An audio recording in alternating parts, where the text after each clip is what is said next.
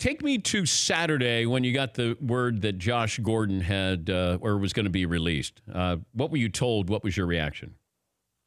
Well, I was pretty shocked that he was released because we knew something was going wrong. We knew things were not right based on things I had seen Friday in practice and things I had been hearing about what happened on Saturday morning.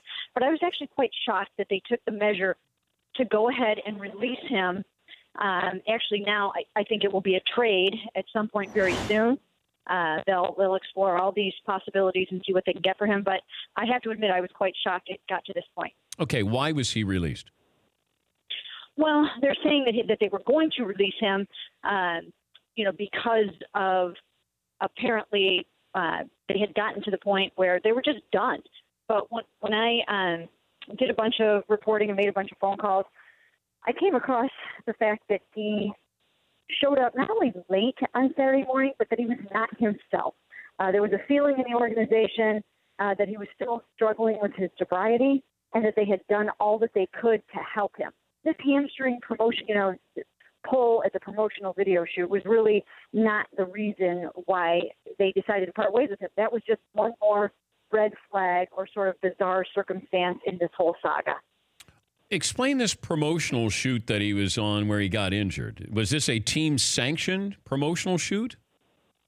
No, and it's kind of weird that he was actually at the team facility doing a promotional shoot around 11 o'clock at night. It is bizarre. It's weird. No one really knows exactly why he was doing that, but, I think if he had to get up early and be at work the next morning, Josh is at a point in his life where he needs to be either in his playbook or sleeping or doing something else to be the best version of himself in the game on Sunday, not risking being late the next morning, which he was.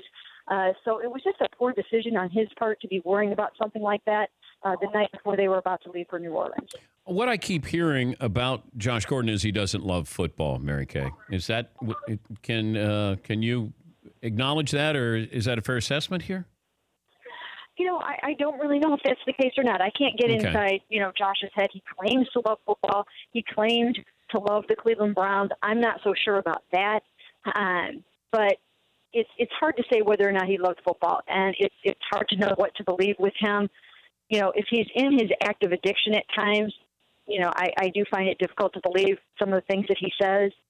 I quite often am skeptical when I stand in front of him and he talks about, being committed and changed and all those sorts of things. I hope that's the case. I hope he can get it together.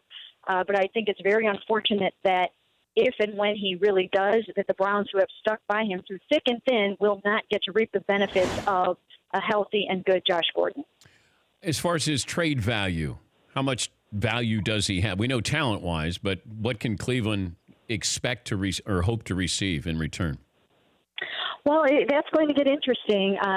I personally wouldn't do it unless somebody knocked my socks off with an offer. I would not let him go, and I wouldn't be in a rush to do it. The trade deadline isn't until next month. I don't know why you would feel compelled to do this. I would hold out and get the most and the best that you can get for him. I don't know what the market is right now. I know there are about 8 to 10 teams calling. So let these guys get into a bidding war and see what they can get out of them. For more Dan Patrick Show, tune to Audience Channel 239 on DirecTV or download the Dan Patrick Show app.